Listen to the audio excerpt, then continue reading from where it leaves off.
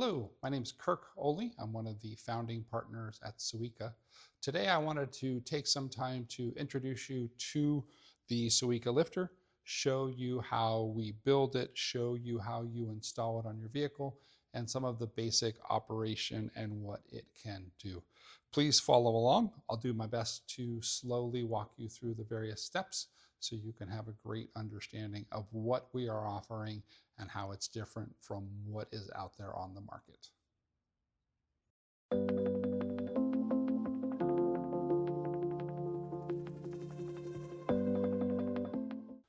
When you go to install your Quick Connect hitch cleat, be aware that it's two pieces. You don't want it coming apart on you. You want the bent edge facing up, and you want the slot facing down.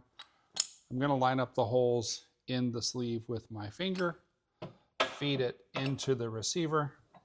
Once I can feel the holes on the right and the left, take the hitch pin that we've included, feed it through, line up your clevis pin and get it installed.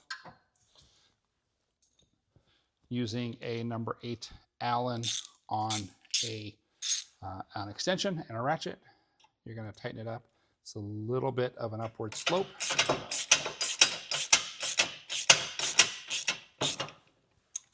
What we're doing here is we're tightening down the anti-rattle cam. So get it tight. And then you can see that there's no play once that's been tightened down appropriately.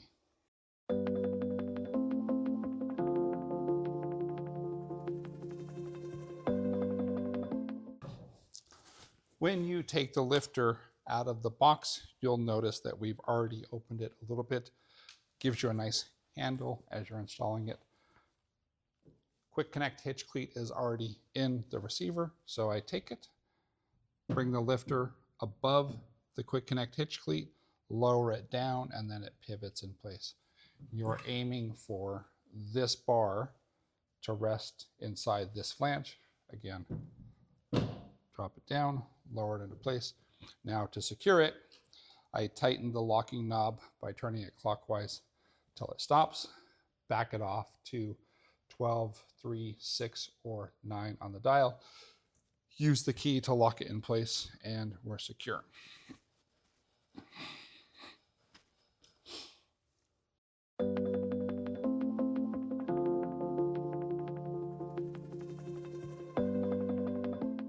When installing the carriage on the lifter, I want to lower the lifter so that these arms are parallel to the ground, which in turn opens this up so I can connect. You'll see that the lifter is standing straight up and down on the ground. Go ahead and pick it up. Aim for those silver knobs. Get the hook on, lower it into place. Once it's in place, you simply twist this silver knob on the secondary lifter in order for this to be locked in place.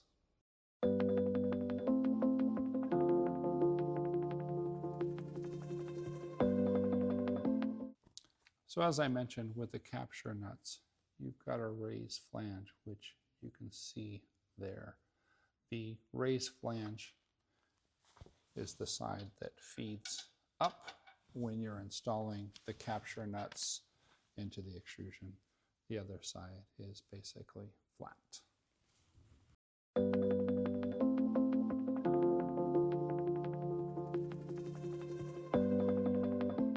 Now that we've installed the bike mount on the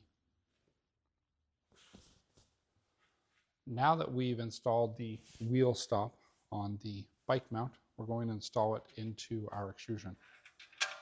On the bottom, you have 2 retaining nuts. You want those facing up, and then you're going to slide that into the extrusion, get it where you think you want it, and snug it down using a 6mm hex key. Personally, I like to have the wheel stop on the front bike tray on the passenger side. That way, if I'm loading a bike up and I'm parked at a curb, I'm not coming off the curb. I have room to come in from the street side. So we're just going to snug this up with the 6mm hex key. It doesn't need to have final placement. We're going to load a bike and adjust forward and aft because we don't want the pedals hitting the lifter, but we also want this as far forward to the vehicle as possible.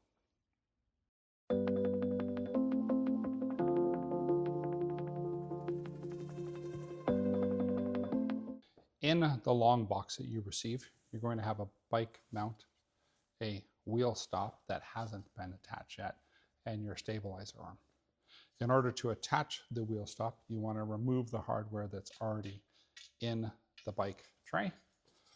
Bring the wheel stop from the underside of the bike tray and run the hardware back through using a 4mm Allen key and a 10mm socket or combination wrench. Snug it all down with the bolts going from the inside of the bike tray and the nylock nuts on the outside of the wheel stop, and then you will be dialed in.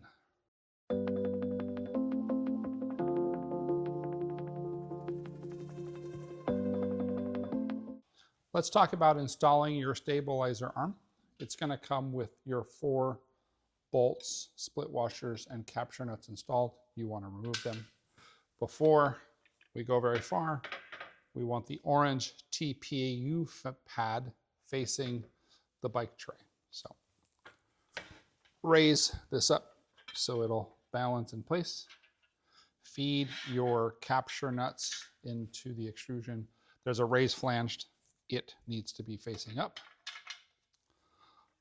Line up your bolts with your capture nuts and using a metric 6 Allen key, snug those down. I'm going to slide it forward. This isn't the final position. We're just setting it up. Once we installed the bike, we can get this dialed in because we want this arm to be as perpendicular to the bike, perpendicular, but we want the bike straight up and down. So install your 4 bolts, snug them up, put it in place, and that's the stabilizer bar installed on the carriage.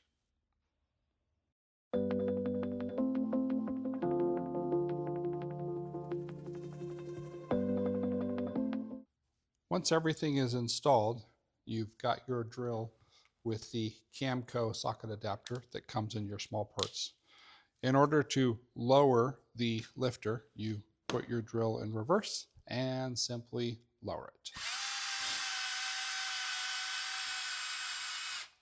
As you get near the bottom or the lowest point, you do want to slow your drill down so it isn't whipped around. Now I'm going to bring it up, so I switch the direction of my drill.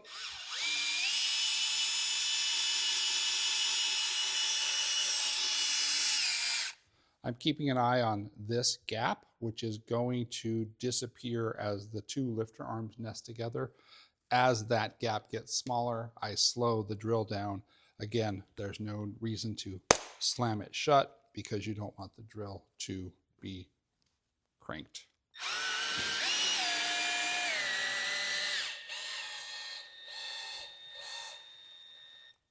And again, if I were driving away, I would take the pin, insert it, and I'm good to go.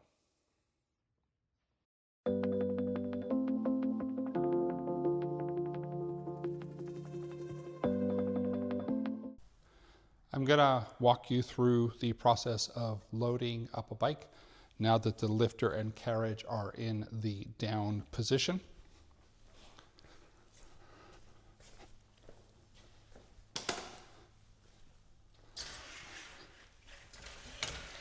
As you roll the bike on, make sure that the front tire is tight up against the wheel stop.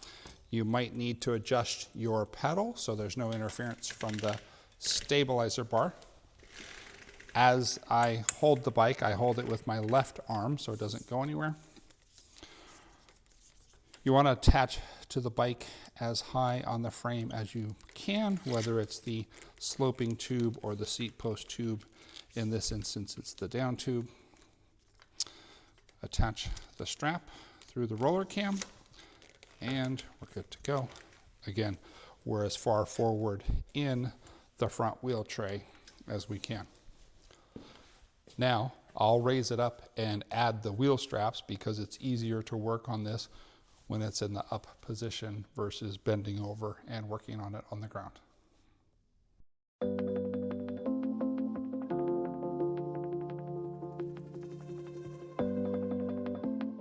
Now that I have the lifter and the carriage in the up position, I'm going to fasten the front and rear wheels. It's just a little easier to do this when this is up in the air versus working down on the ground. Again, you want to roll your front tire as far forward in the real wheel tray as possible. Run your strap through, double it back,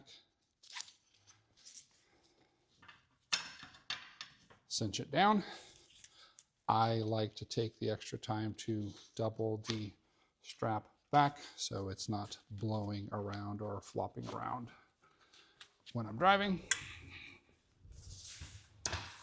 On the back, we have 3 sets of speed holes. You're going to choose whatever lines up best with your rear tire. In this case, we're going through the front. Run the strap through, double it back through the roller cam. And then again, I will clean up the tail by doubling it back through and tucking it in.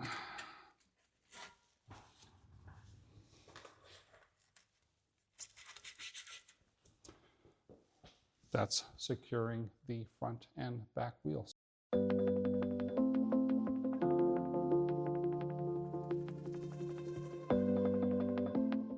To install the coupler to your frame, you want to raise or lower the coupler on the stabilizer arm. Here, I'm attaching to the down tube. I'm resting the frame in the TPU pad. Once I like the height and the orientation, I want to tighten this knob down. Take the strap, feed it through the roller cam, and double it back. When I double it back, that's when I give it a good yank to tighten it up. When I release the roller cam, what I typically do is trigger the cam lock and I push the bike away from the stabilizer arm. So I've got control of it with my left hand. Lower this out of the way and then I can roll the bike off.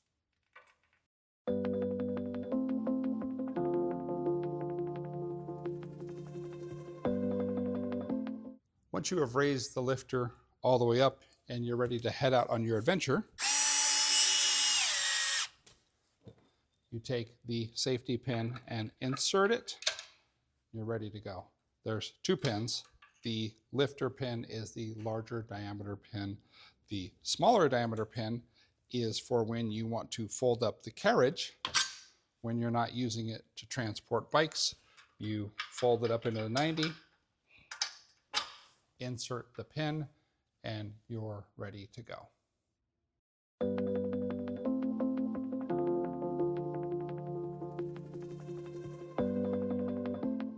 When we're doing demonstrations, we often get asked what will happen if your drill battery dies or if you don't have a drill. So I'm going to take the battery out and I can still operate the lifter without a battery going in both directions. And we always talk about using a drill, but you absolutely don't have to. Here I have a 19mm ratcheting wrench, and as you can see, it's working just as well to raise and lower the lifter. You can also use a speed handle for an RV leveling jack. It's the same size. So if you want to have a backup in case your battery dies, or if you simply don't want to carry a drill, you have other options for raising and lowering the lifter.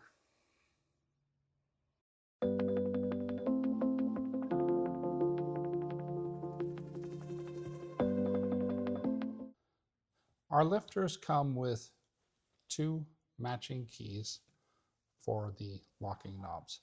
When I lock this, it locks the lifter to the vehicle.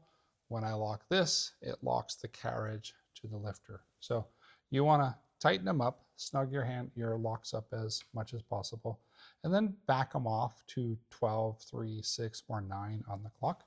The lock barrels function best in those positions. So lock, remove the key, we're locked in place.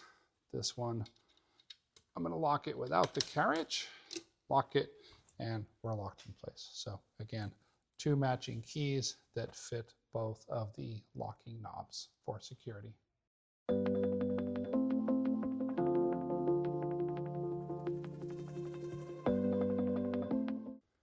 The tools you will need for building and installing your Suweeka lifter onto your vehicle are a metric 8 hex socket with an extension on a ratchet for installing the quick connect hitch cleat, a metric 4 Allen key, and a metric 10 wrench for installing the wheel stop on the bike tray, then a metric 6 hex key for installing the bike tray and the stabilizer arm to the carriage, and then we include a Camco socket adapter for raising and lowering the lifter with a drill, or you can choose to use a 19mm wrench or the stabilizer jack speed handle that is used on RV jacks.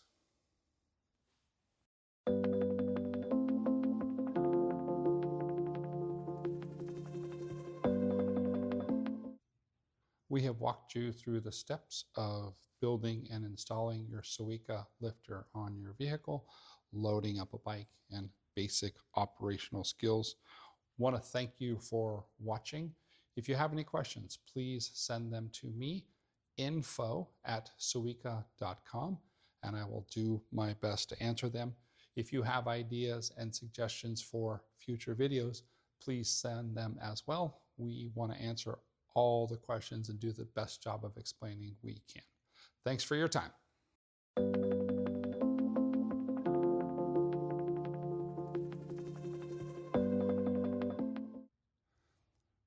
We get asked a lot where the name came from and what does Suweeka mean. Essentially, Suweeka means watermelon in Japanese. It's also one of the prepaid debit card options in Japan when traveling on the Japanese rail system. Also can be used at convenience stores and vending machines. It's one of the words I've loved saying throughout the years, and for a while it was a placeholder, and then it rose to the top, and we went with Suweeka as a way to identify ourselves.